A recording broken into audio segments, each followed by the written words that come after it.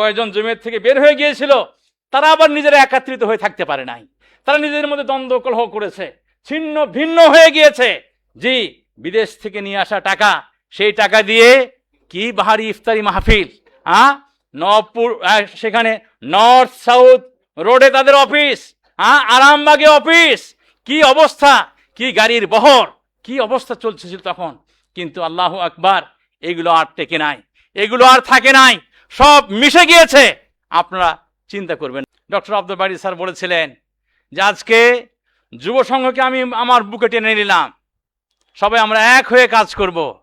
কিন্তু তারা বুকে আশ্রয় নেয় নাই, পিঠে ছুরি মেরেছিল। ডক্টর আব্দুল বারী রাহমাহুল্লাহর কাছ থেকে তারা নিজেরা সরে গিয়েছিল, অন্যদেরকে তারা সরিয়ে দিয়েছিল। আমাদেরকে বলেছিল যে আরে কি বলো, তার কার সঙ্গে তোমরা চলতে চাও? জমিয়তে আহলে হাদিসের স্থবর অস্থবর সকল সম্পত্তি ডক্টর আব্দুল বারী সাহেবের নামে লেখা আছে। আমাকে নিজে কানে বলা হয়েছে কথা। উনি মনে করতেন ঢাকায় কেউ যদি না থাকে, যুব সংঘের পক্ষে রফিক থাকবে, আহসান থাকবে, হাবিব কুয়েতে থাকবে, এরা থাকবে। উনি মনে করেছিলেন এটা। কিন্তু আমি সৌদি আরবে যাওয়ার আগে ডক্টর আব্দুল বারী স্যার বললেন যে বাবা আমার বাসায় আসো, তোমার সাথে যারা যাবে সবারই দাওয়াত। স্যার সেখানে আপ্যায়নের ব্যবস্থা করলেন, পরোটা দিয়ে আমাদের গরুর মাংস খাওয়াইয়েছেন। আমি বললাম স্যার খাওয়ার বড় কথা নয়, আমার কিছু প্রশ্ন আছে, সেটা আমি জানতে চাই। স্যার বললেন বলো কি প্রশ্ন? আমি বললাম স্যার আমি জানতে চাই, জমিয়তে আহলে হাদিস আমাদের প্রাণের সংগঠন, এই সংগঠনের স্থাবর অস্থাবর সম্পত্তি এগুলো কার নামে আছে স্যার? আমি এটা জানতে চাই। আমি ছোট মানুষ, আমার কথার কি মূল্য থাকতে পারে? কিন্তু ডক্টর আব্দুল বারী স্যার বলেছিলেন সেই সময়, সেলিম ওই ফাইল নিয়ে আসো। ডক্টর আব্দুল বারী স্যারের বড় ছেলের নাম সেলিম, সেলিম ভাই ফাইল নিয়ে আসলেন। স্যার বলেন এই ফাইল না। এরপরে বলেন যাও ওখানে আসো, ওইখান থেকে ওই ফাইল নিয়ে আসো। আবার ফাইল নিয়ে আসলেন, বললেন না এ ফাইল না। স্যার নিজে উঠে গেলেন, নিজে ফাইল নিয়ে আসলেন, ফাইল খুলে দিয়ে আমাদেরকে বললেন তোমরা কে পড়তে পারো পড়ো। আমরা দেখলাম, সেখানে নিজের চোখে দেখলাম ডক্টর আব্দুল বারী স্যারের নামে সেখানে নয়, কিন্তু আমাদেরকে মিথ্যা বলা হয়েছে। শুধু আমি একজন ব্যক্তিকে না, আমার মতো শত শত যুবকদেরকে বলা হয়েছিল এভাবে। আমাদের দেশের সব বড় বড় আলেমদেরকে এগুলো বলে বিভ্রান্ত করার চেষ্টা করা হয়েছিল। কিন্তু সম্মানিত উপস্থিতি, আমি যেটা বলতে চাই সেটা হচ্ছে তারা আমাদেরকে বিভ্রান্ত করতে পারে নাই। তবে কিছু মানুষ, কিছু আলেম, কিছু যুবক তারা বিভ্রান্ত হয়েছিল। বিভ্রান্ত হয়ে তারা জমিয়তের সঙ্গে বিশাল বড় ধরনের গাদ্দারি করেছিল। কিন্তু আল্লাহ রাব্বুল আলামিনের অপর মহিমা যে আল্লাহ রাব্বুল আলামিন তিনি এই জমিয়তে আহলে হাদিস, এটা যে আসলে এটা যে একেবারে কোরআন এবং সুন্নাহ মোতাবেক একটা মানহাজের উপরে চলছে, বিশুদ্ধ আকীদার দাওয়াতের কাজের সাথে তারা মাশগুল আছে, ব্যস্ত আছে। আল্লাহ রাব্বুল আলামিন এটার প্রমাণ তিনি দিয়ে দিয়েছেন। উনি আমাকে বলেছিলেন যে একটা মানুষ মারা গেলে সব ঠিক হয়ে যাবে। ডক্টর আব্দুল বারী রাহমাহুল্লাহ তিনি মারা গেছেন, জমিয়ত মিশে যায় নাই, জমিয়ত মাটির সঙ্গে ধুলোর সঙ্গে মিশে যায় নাই, জি জমিয়ত সুবহানে হাদিস মিশে যায় নাই। কিন্তু আমরা দেখলাম কি, আমরা দেখলাম ওই যে ইন্নামাকরা সাইয়্যি, যে আসলে যেটা যেটা খারাপ, যেটা মন্দ, যেটা ষড়যন্ত্র, সেই মন্দ ষড়যন্ত্র কি হয়, লা ইয়াহিকু আল মাকরু সাইয়্যি ইল্লা বিআহলিহি। আল্লাহ রাব্বুল আলামিন বলেছেন যে আসলে মন্দ ষড়যন্ত্র যেটা শেষ পর্যন্ত যারা ষড়যন্ত্রকারী তাদেরকেই ধ্বংস করে দেয়। আমরা সেটা দেখেছি ভাইয়েরা আমার। আপনারা কেউ জেনেছেন কিনা আমি সেটা জানি না, আপনারা সেটা তার প্রমাণ পেয়েছেন কিনা সেটা আমি জানি না, আমি আমার নিজের চোখে দেখেছি। আল্লাহু আকবার। তারা যে না, এই যে আমাদের ভাইয়েরা এখানে বললেন, শেখরা বললেন যে এখনো আমাদের মধ্যে এরকম দেখা যাচ্ছে, কিচ্ছু থাকবে না। আসলে এগুলো সব হাবা মানসুরা হয়ে যাবে, সব ইনশাল্লাহ মুছে যাবে। যে আমার সম্মানিত হবে, তবে আমি ওনার মতো আবার কারো মৃত্যু কামনা করছি না। কিন্তু আল্লাহ রাব্বুল আলামিনের সত্য দিন, সঠিক দিন এটা থাকবে ইনশাআল্লাহ। এটা ইনশাআল্লাহ বাংলাদেশে জমিয়তে আহলে হাদিসের মাধ্যমে, সুবহানের মাধ্যমে এদেশে কোরআন এবং সুন্নাহর দাওয়াত টিকে আছে এবং টিকে থাকবে ইনশাআল্লাহ। সম্মানিত উপস্থিতি, আমি আমার কথা শেষ করে দিয়ে যাই, কিন্তু আর আমি বলতে চাই ওমর রাদিয়াল্লাহু তাআলা আনহু, ওমর রাদিয়াল্লাহু তাআলা আনহু তিনি তার পর্ষদকে ডেকেছিলেন, ডেকে বলেছিলেন তামান্নাও, তোমরা আমার নিকটে কিছু একটা চাও। কেউ বললেন আতামান্না আন ইয়াকুন আলী যাহাবান মিলআন হাযিহি দার ফাউনফিকু ফি সাবিলিল্লাহ।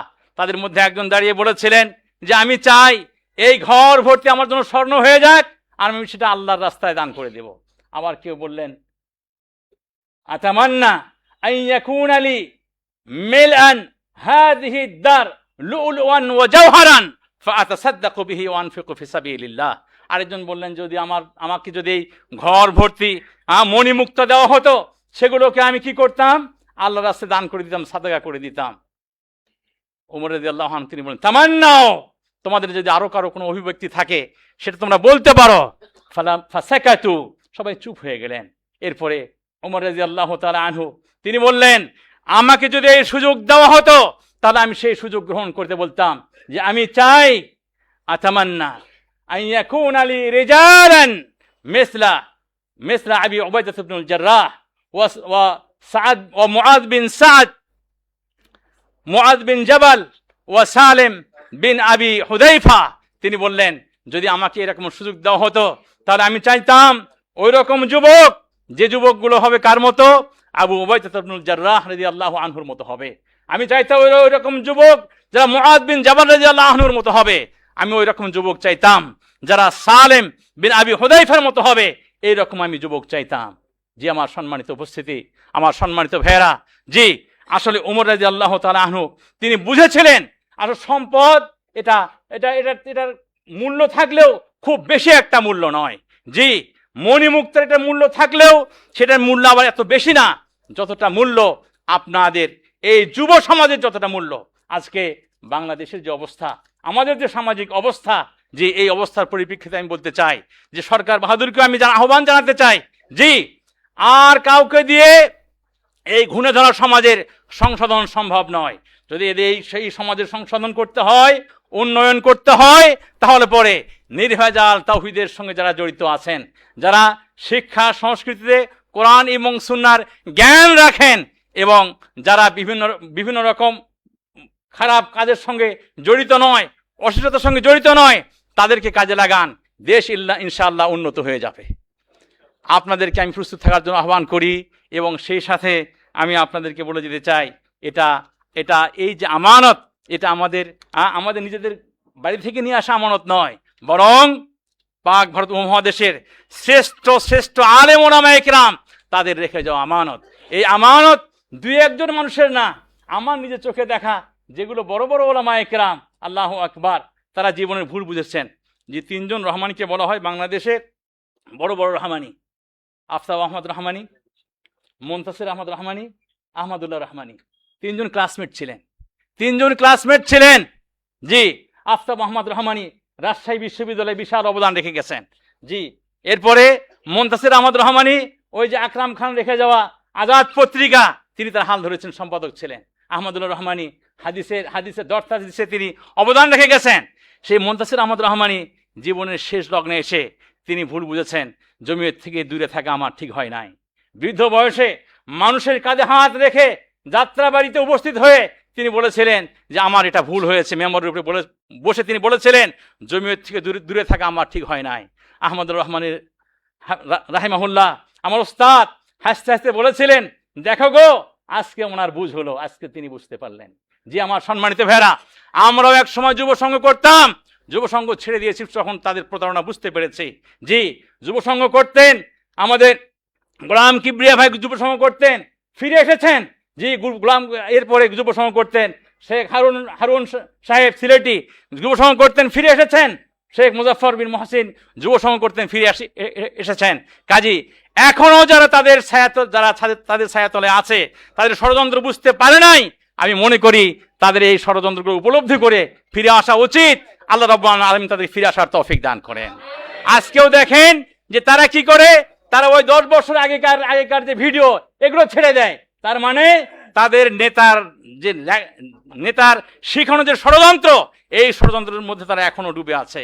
আল্লাহ রাব্বুল আলামিন আপনাদের আমাদের সকলকে তাদের সকল প্রকার ষড়যন্ত্র থেকে মুক্ত হওয়ার জন্য তৌফিক দান করেন। আকুলু কওলি হাদা ওয়া আস্তাগফিরুল্লাহ লি ওয়া লাকুম ওয়া লিসাইরিল মুসলিমিন। ওয়াসসালামু আলাইকুম।